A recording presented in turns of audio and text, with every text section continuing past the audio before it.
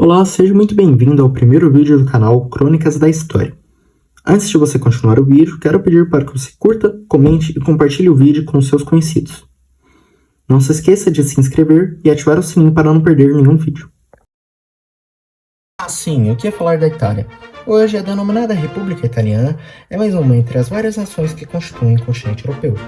Famosa por sua excelente culinária, seu setor automobilístico e por sua história, a nação italiana hoje é um país cujas características são tão apaixonantes que muitos desejam mudar-se para lá.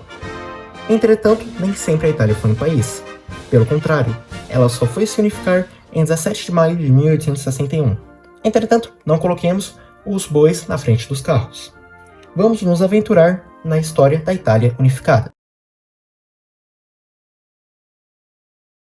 Desde a queda do Império Romano, em 476, nos contos-saques de Roma, a Península Italiana se dividia em principados, pequenos reinos, posses estrangeiras e nas posses dos estados papais. Durante séculos, esse será o estado da Itália. E, claro, regularmente haverão guerras na península, tanto de potências estrangeiras, como por exemplo as guerras italianas entre os franceses e os espanhóis, no final do século XV, e entre os próprios estados italianos, como por exemplo as guerras entre Gênova, Veneza e afins. E você pode estar se perguntando, mas qual era o status das cidades italianas? Ora, as cidades italianas, sendo as principais Gênova e Veneza, e quando digo principais, significa as mais ricas e mais fortes militarmente, eram cidades comerciantes. Durante a Idade Média e princípio da Idade Moderna, eram as principais potências navais no Mediterrâneo, e muito além disso, também tinham em suas mãos o comércio entre o Ocidente e o Oriente, que se baseava, em geral, nas especiarias. Vindos diretamente da China e da Índia, chegavam ao Oriente Médio, e do Oriente Médio os italianos revendiam para toda a Europa. Claro, isso até o início das grandes navegações na Idade Moderna.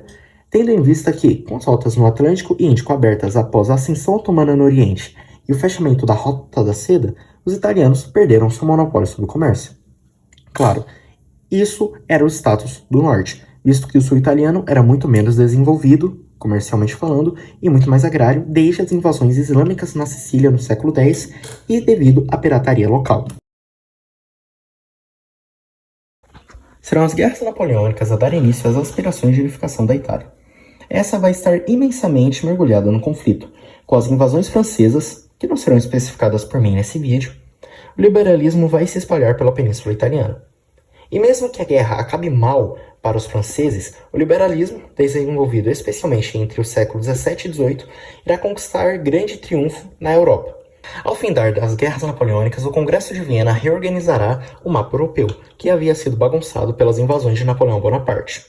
Em 1830 se formarão várias sociedades secretas, como os Carbonari e a Jovem Itália, sendo a última fundada por Giuseppe Mazzini.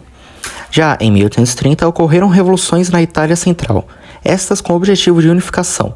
Entretanto, foram suprimidas rapidamente pelo Império Austríaco, que se mostrava como a potência dominante na Itália, inclusive possuindo territórios como Veneza e Lombardia, estes sob domínio direto. Em 1848, haverão novamente mais revoluções, tendo em vista a Primavera dos Povos, iniciada na derrubada do rei francês na França. Com uma revolução mais organizada, os revolucionários lutarão com o Império Austríaco, aliados ao Reino de Sardenha. E a guerra feita pelos revolucionários será a Primeira Guerra de Independência Italiana, que ocorrerá de 1848 a 1849. Estes acabarão perdendo a guerra após a Batalha de Custossa, onde o rei Carlos Alberto de Sardenha teve que renunciar ao trono, visto que era insustentável que ele continuasse. Entretanto, seu filho, Vítor Emanuel II, assumiria o trono, mantendo a Constituição proclamada por seu pai e nomeando Camilo Benso, que, junto deles, teria sido responsável pela unificação italiana. Então, o estado de Piemonte-Sardenha, o estado italiano mais poderoso em termos econômicos e militares da Itália, junto do, na época, recém-criado Províncias Unidas da Itália Central, e junto do Império Francês, que concordou em lutar junto dos italianos em troca de Nice e Saboia, atacaram o Império Austríaco. Este ousado ataque seria reconhecido como a Segunda Guerra de Independência Italiana, essa que seria vencida pelos italianos, e algo que os daria a Lombardia, território antes anexado pelos austríacos, e deixaria os italianos mais próximos da unificação, visto que as Províncias Unidas da Itália Central também se uniriam a Piemonte-Sardenha. Não por uma guerra, mas por livre e espontânea vontade.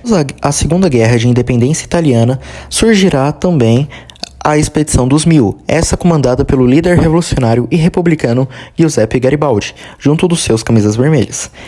Esse iria desembarcar na ilha da Sicília e iria conquistar todo o sul da Itália, incluindo Nápoles, até chegar aos Estados Papais, onde acabaria anexando também parte dos estados. Não anexaria tudo, pois os exércitos franceses ainda estavam lá. Mesmo que um fervoroso republicano, este sabia que a Itália só poderia ser unificada pela monarquia constitucional. Então, este acabaria entregando os territórios para Piemonte-Sardenha, comandado por Vítor Emanuel II. E no dia 17 de março de 1851, após Garibaldi entregar suas conquistas, é proclamado o Reino da Itália, que tinha suas extensões territoriais do seguinte modo. Na tela não está completo o território italiano, visto que ainda falta a parte de Roma e a parte ainda anexada pelos austríacos. A parte de Veneza, anexada pelos austríacos, seria conquistada após a Guerra Austro-Prussiana de 1866, onde os italianos iriam invadir a área junto dos prussianos. Felizmente, eles conseguiriam ganhar. Então, faltaria apenas Roma, esta que era guardada pelos franceses. O empecilho italiano em conquistar o que sobrava do Vaticano era a guarda do mesmo pelas tropas francesas. Entretanto, em 1870 começa a Guerra Franco-Prussiana. Novamente vemos a Prússia como decisiva na unificação italiana, primeiro em 1866, depois em 1870. Quando os franceses abandonam o Vaticano, visto que eles precisavam das tropas para poder lutar contra os alemães, os italianos invadem o Vaticano, visto que o exército do Vaticano era extremamente fraco em comparação com os exércitos italianos, já experientes das guerras que haviam ocorrido anteriormente. Após 1871, o Papa seria declarado prisioneiro no Vaticano, e a questão do Vaticano apenas se resolveria em 1929 após um acordo entre o governo italiano e a cidade do Vaticano. E a Itália seguiria a sua história. Em 1946, eles deixariam de ser o Reino da Itália, uma monarquia constitucional, para enfim se tornarem a República Italiana. No mais, esse é o final do vídeo, espero que tenham gostado. Caso tenha alguma dúvida, mande nos comentários para que possamos sanar tal dúvida. Salve Maria, fique com Deus.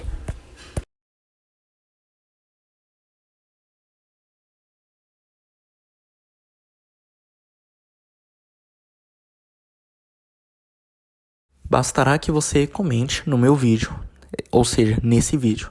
Muito obrigado pelo seu tempo, obrigado por ver este vídeo e caso tenha alguma dúvida, mande aqui nos comentários. Um grande abraço, salve Maria, vá com Deus.